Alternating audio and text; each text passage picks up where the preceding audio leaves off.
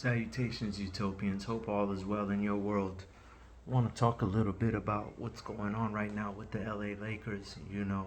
Last night they did have a big time win against San Antonio Spurs, led by Wemby. The Spurs go as far as Wemby takes them. Um, but, I, you know, when it comes to the Knicks, Jazz, and the Lakers, especially the Jazz and Lakers, I just get this overwhelming, like, wooziness in my stomach, how disgusted I am when I have to watch them.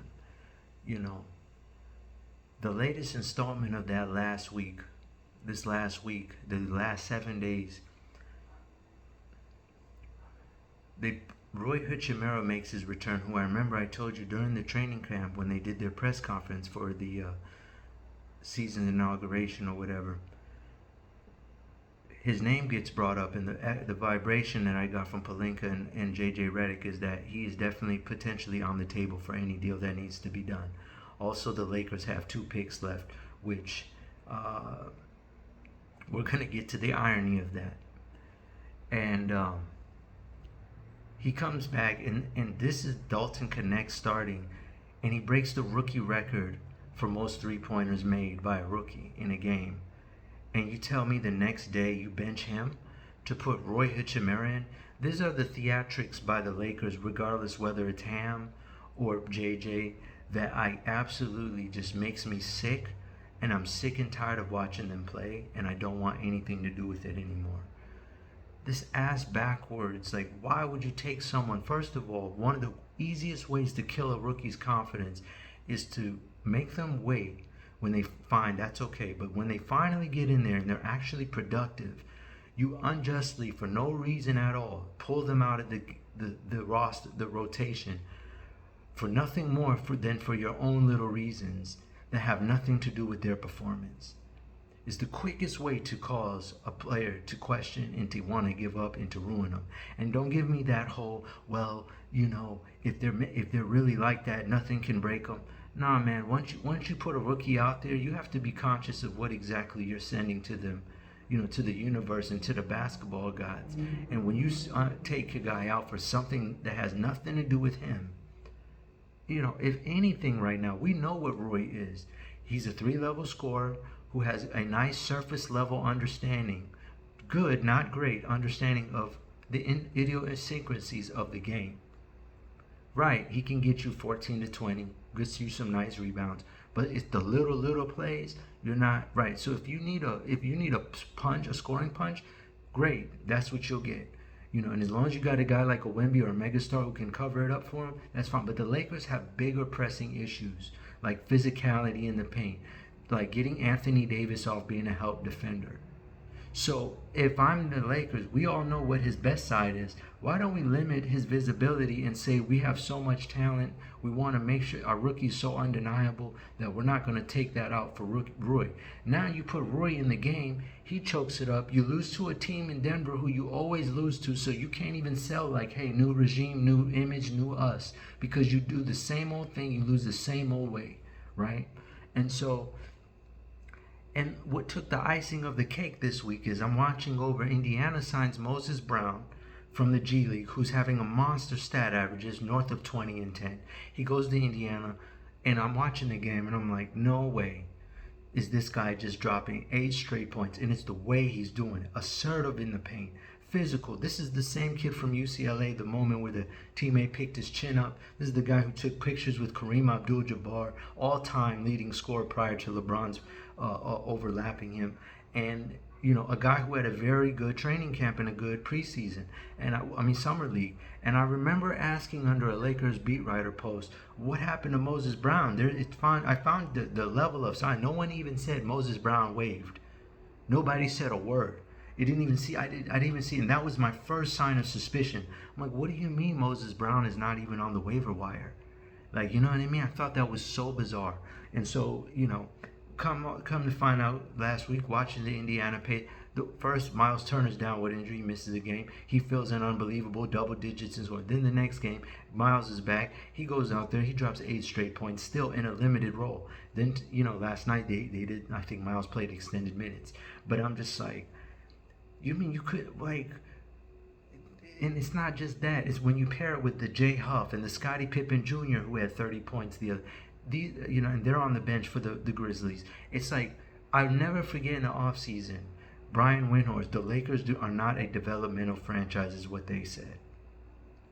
And I want to tell you a piece of advice that I was told in entrepreneurship. If you don't chase your own dreams, you'll help someone else get theirs, which is nothing wrong with that. Let me paraphrase. I don't want to make this conversation go left, but there's nothing wrong when you don't know what you want to do in life.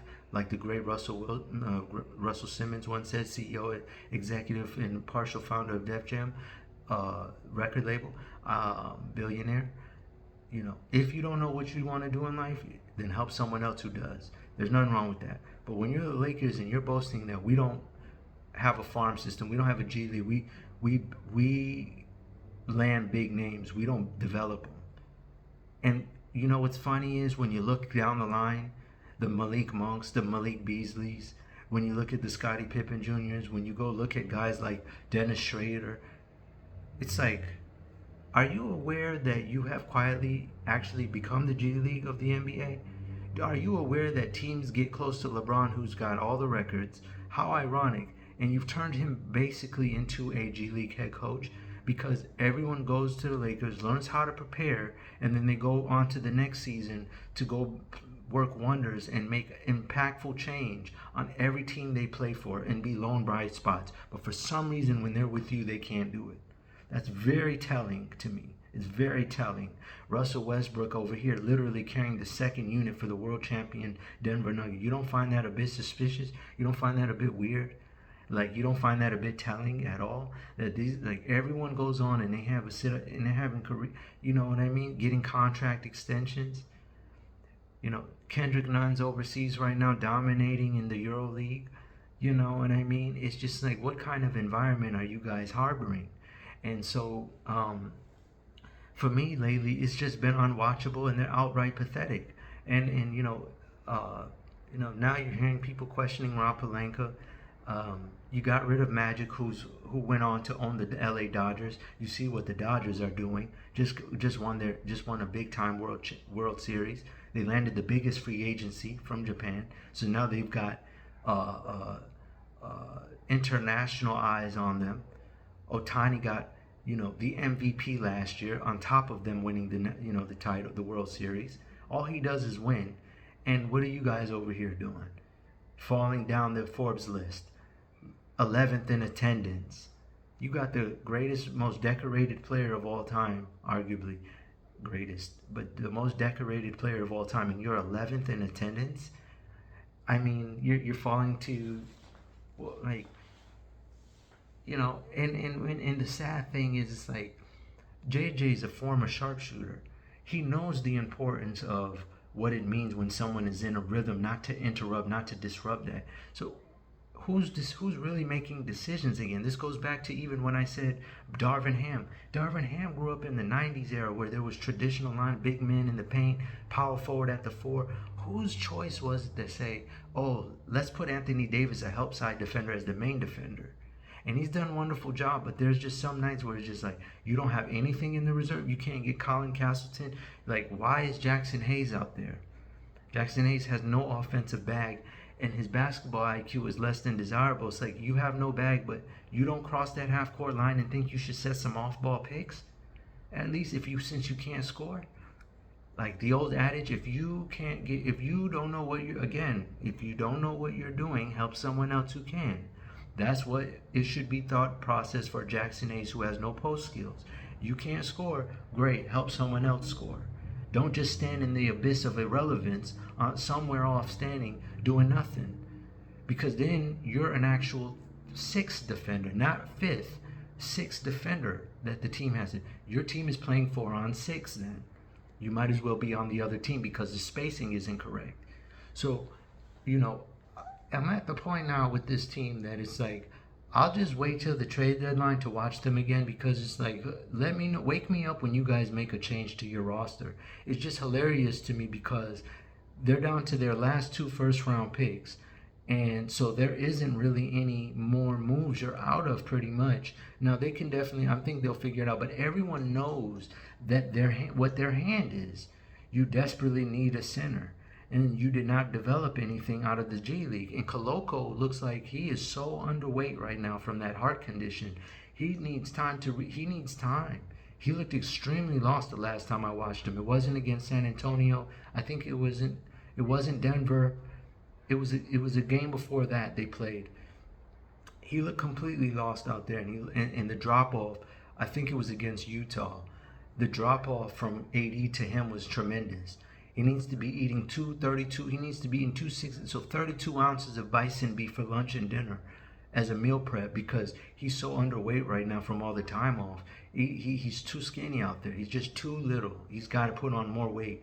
7'1", body mass index probably 15, 18. He needs to put on some weight. You know what I mean? Period. He's got to get bigger for the trenches. He was getting folded out there at 7. It's very odd to watch a 7'1", 7'2" guy fold like that. But he's just malnourished right now, recovering from a serious health scare.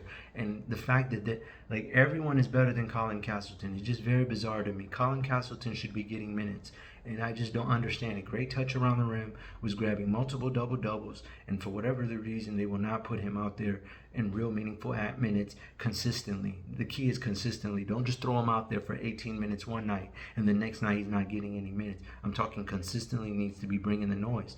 And so, with that being said, they're not worth even being watched at this point. It's a big tease, too much of a letdown.